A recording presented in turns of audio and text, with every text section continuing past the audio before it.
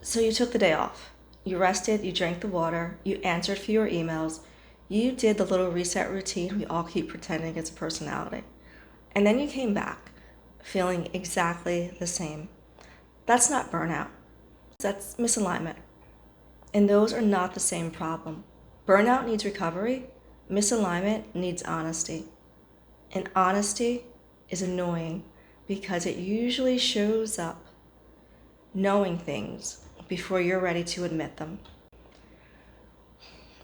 After years in a courtroom watching high-functioning women hold their entire lives together with lip gloss, a calendar, and silent resentment, I started noticing the pattern. Women weren't doing too much. They were doing too much of the wrong things. The wrong job, the wrong role, the wrong version of being good. The wrong life management system built around everyone else's comfort. So today we're talking about 3 signs you're not burnt out, you're out of alignment, and what to actually do about it. I'm Ayana, and this is Operation Get Hot. Burnout is real. Let's not do the thing where every word becomes so overused it loses its meaning. Burnout is real. It has consequences. It needs rest, recovery, support, boundaries, sometimes medical attention, sometimes a complete intervention. Burnout has a shape. Burnout is usually about volume. Misalignment is about fit. That distinction matters. Because when you are burnt out, the thing you're doing still makes sense to you. You may be exhausted, but some part of you still believes in the direction. Cut the workload in half, and tomorrow your body would understand the relief. The relief would land, but misalignment, that's different. So here's the question. If someone removed half of what's on your plate right now, would you actually feel better? Not temporarily. Not, oh good, I can finally fold the laundry that's been judging me from the chair. But actually better. Or would the feeling still be there? The chest heaviness, the low hum of wrongness, the quiet, irritating knowing that shows up on vacation, on weekends, in the middle of a perfectly decent evening when nothing is technically wrong, and yet somehow you are. If the feeling stays, you may not be dealing with too much. You may be dealing with the wrong fit. And women keep calling it burnout because burnout sounds temporary. Burnout sounds like something a nap, a boundary, a facial, a better planner might fix. Misalignment is more disruptive because misalignment asks better questions of you. It asks, why are you still doing this? Who taught you that this was your role? When did you stop wanting what you keep maintaining? And my personal favorite, because it is rude but accurate. Whose life are you being so competent inside of? There is a specific kind of exhaustion that only comes from being competent for too long at something you have outgrown. Rest does not touch it. You come back from a long weekend and the wrongness is still there. Clearer, actually. Because the break, it gave you room to breathe. Rude, but useful. 3 signs.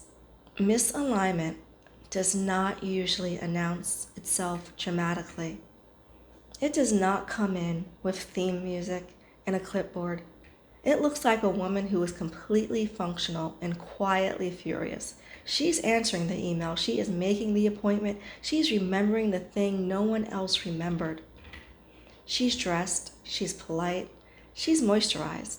And underneath all of that, something in her is standing there with its arms folded like, how long are we going to keep doing this? 3 signs. Sign number 1. You are very good at a life you do not want anymore. You are good at your job. You show up, you deliver. People trust you because you handle things. And you handle things because you have been doing it for 15 years. Not necessarily because it still means something to you. There's a difference. One morning, I pulled into a parking lot. Regular morning, nothing dramatic, no breakdown scene, no cinematic rain on the windshield. Just me, sitting in the car, looking at that building thinking, I cannot go in there.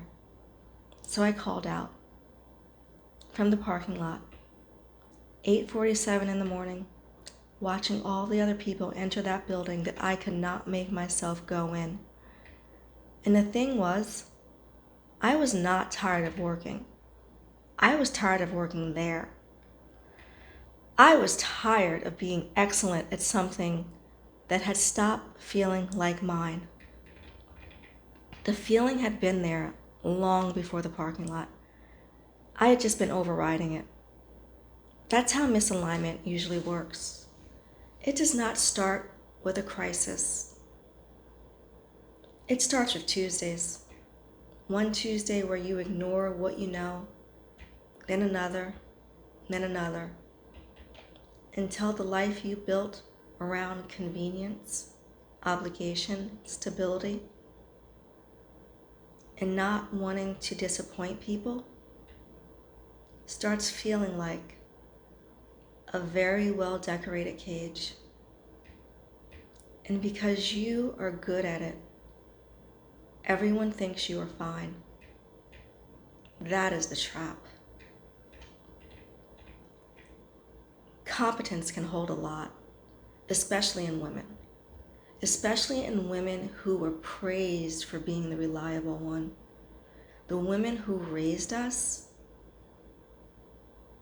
they were praised for their endurance, for staying, for making it work, for not needing too much, for not being difficult, for being grateful that things were not worse. And I understand why. That blueprint kept a lot of women alive. But a survival blueprint is not the same as a life plan. Being excellent at something that no longer fits is not success. It is slow erasure with benefits and a direct deposit. And yes, the direct deposit matters. We are not being whimsical here. This is Operation Get Hot, not Operation Make Reckless Decisions because you read one quote on the internet. But we do have to tell the truth. Sometimes the life you are good at is not the life you are meant to keep performing. Sign number 2. You are managing everyone else's life and you are furious about it. Before you had the coffee, you are already holding 17 invisible tabs open. The thing your partner was supposed to handle but somehow became we. The appointment, that situation at school, the work email, the dinner nobody else noticed wasn't planned, the friend you owe a text to, the guilt about the text, the birthday card that you need to pick up, the medication refill, the thing in the fridge that is about to become a science project if you do not intervene. And then you are supposed to sit down and be focused. Cute even. That mental load, the invisible labor, no one is counting it, including you, because you absorbed it as the job, the same way you absorbed every other job that needed doing when no one else stepped up. And at some point, the resentment stops being subtle. It starts leaking at the small ask, at the perfectly reasonable question, at the ask, "What's for dinner?" said by a person who would very much like to continue living indoors. I cook for people who do not have the same taste as I do. I make it work. The negotiated version. The meal nobody objects to, instead of the meal I would actually choose. And I didn't notice I was doing it for a while. That's the part that gets me. Not the meal, but the pattern. Because the woman who cannot say what she wants for dinner is often the same woman who struggles to ask for a raise. Same muscle, same atrophy, same training. Just doing what's easy. Keeping the peace. 40, 45, or 47, the resentment is not new. What is new is that you cannot perform around it. Your body is done doing customer service for your life. The irritability coming out sideways is not proof that you are becoming difficult. It may be proof that the structure is no longer working. And please hear me clearly. This is not about becoming selfish in the cartoon villain way people like to accuse women of the second they have a preference. This is about being honest. You learn to choose what causes the least friction. You learn to call that peace. It is not always peace. Sometimes it is a hostage situation with good manners. Because if you do not name what you want, your life will continue being designed around what everyone else can tolerate. And that is not alignment. If this is landing, type alignment in the comments. I want to know who's paying attention. Number 3, your outside stop matching your inside. Your closet is the confession. I said what I said. The dress you bought that you never wore, that lipstick that you wiped off in the car, the shoes that felt exactly like you until someone raised an eyebrow and you put them back in the box. The hair, the makeup, the color you keep admiring on other women while telling yourself it is not practical for you. There is a whole autobiography in what a woman talks herself out of wearing. A year ago, I cut my hair. Nobody forced me, nobody staged an intervention. I just absorbed the idea that past a certain age, long hair was kind of trying too hard. It's just what you did. Absorbed it from somewhere. No specific source I could name, just a vague consensus floating around, doing damage in sensible shoes. And now I'm growing it back, and it's not a statement, it's just me. I don't need to announce myself through my hair follicles. I just missed it. I missed feeling like me. I cut it for a rule that no one wrote down. That is an override of taste. You did not lose your taste, you overrode it. One sideways look at a time. One, is this appropriate at a time? One, I do not want to look like I'm trying too hard at a time. Until yours quietly became theirs and you cannot remember when the trade happened. How you feel and how you look are not separate conversations. They are the same conversation in different outfits. When the inside and outside stop matching, appearance is often where it shows up first. Your body is honest. Even when you are still trying to be reasonable, when a woman stops dressing like herself, She stops seeing herself.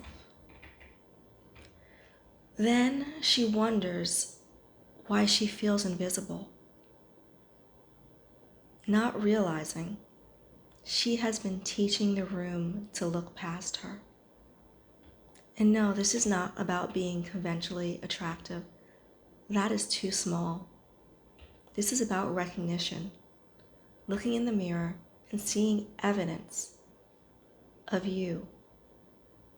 You still live there. Inside of here, that's you. Alignment looks so much younger because self-abandonment is exhausting. Not younger in age, younger in aliveness. There's a difference. Section 3. How you got here. You did not drift into misalignment. You were trained into it. If you're an older millennial or Gen Xer woman like me, you grew up with a very specific set of instructions.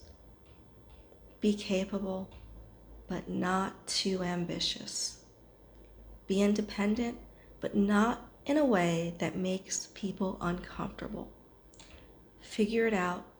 Do not complain about it. Be low maintenance, but also attractive. Be successful, but not intimidating. Have standards, but do not make anyone else feel inadequate by enforcing them. And above all, be the reliable one. Most of us followed those instructions, not because we were weak, because we were smart. We read the room. We understood the terms. We learned how to survive inside them. The problem is, 20 years of reading the room can make you forget you are allowed to leave that room. 20 years of being impressive in the expected ways leaves a residue. You wake up in a life built to specifications you did not consciously choose. And the life itself is not bad. That's the problem. The life is fine. Fine is what keeps you there. Fine is very persuasive. Fine has health insurance. Fine has a mortgage rate you do not want to disturb. Fine has people telling you that you should be grateful. And sometimes you are grateful. That's what makes it complicated. Misalignment does not always mean everything is wrong. Sometimes it means the structure worked for you, for who you were, and now it is too small for who you are becoming. You reach an age where your nervous system starts rejecting what your personality has been tolerating. The body starts submitting formal complaints. Sleep gets weird. It does. Your patience disappears. Your face starts saying things before your mouth has cleared them through legal. You can call that burnout and book a spa day, or you can call it what it actually is. Information. Section 4. What getting into alignment actually takes. Alignment is not a productivity project. It is an identity project, which is deeply inconvenient because identity projects do not fit neatly into a 5-step plan with a downloadable worksheet. But there is a direction. First, you have to name the right problem. Are you exhausted from doing too much, or are you exhausted from doing the wrong things? Those require different answers. If you keep applying burnout solutions to a misalignment problem, you will keep coming up empty. you will rest and still feel wrong. You will optimize and still feel trapped. You will buy the planner and still avoid the life you keep trying to organize. Before you add anything, more rest, more self-care, more discipline, more routines, ask what the problem you are actually solving. Second, do the override audit. Look at the major structures: your job, your relationship, your daily routine, your clothes, your food, your spending, friendships, yeses, your silences, the version of yourself you keep presenting because it causes you the least amount of disruption. For each one, ask, did I choose this, or did I adapt into it? That question will tell you a lot. Some of what you will find will be yours. Some of it will not. The audit is not about blowing up your life. I know the internet loves to do that.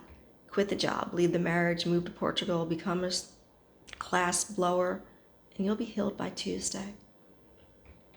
No, as we are grown, the audit is about not being unconscious anymore.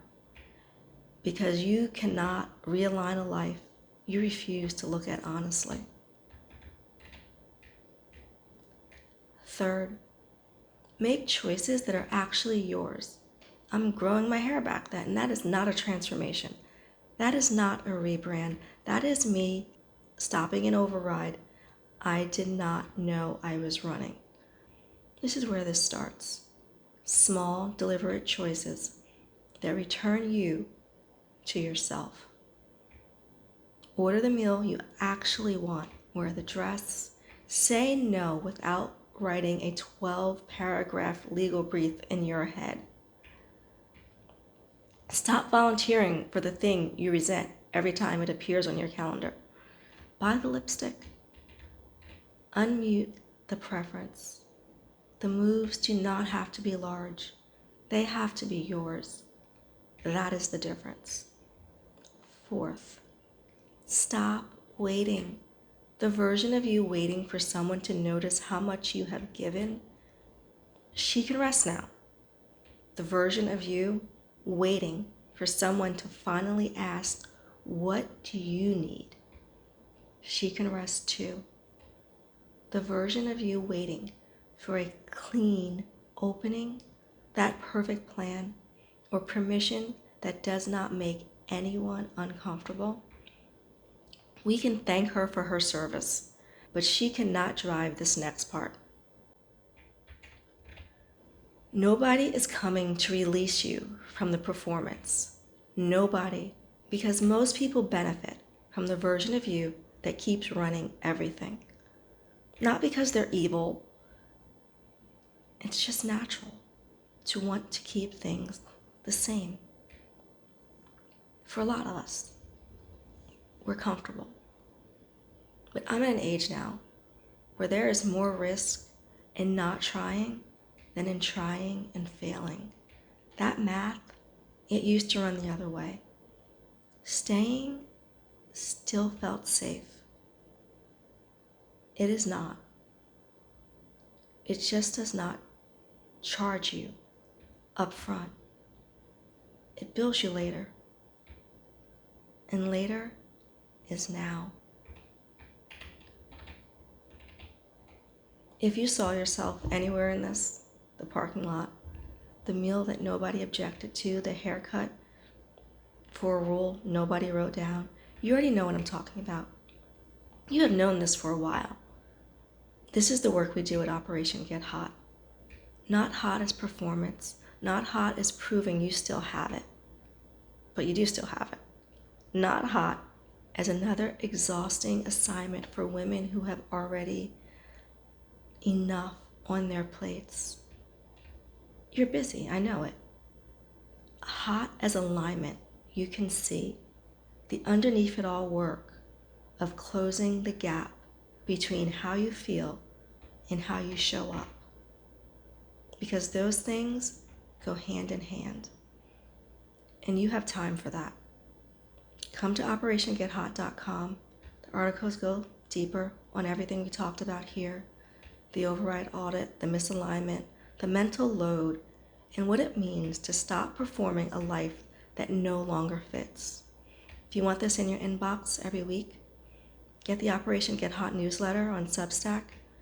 That's where the real conversation happens. If you want to chat, watch me live sometimes, send a message, see me on the day-to-day basis. I don't know, I'd like to see you. And if you are ready to do the actual work, the OGH recalibration course is coming for high-functioning women who are done starting over and are ready to come back to themselves on purpose. Drop a comment and tell me what hit the hardest. Where did you see yourself in this? I read them all. I will see you in the next one.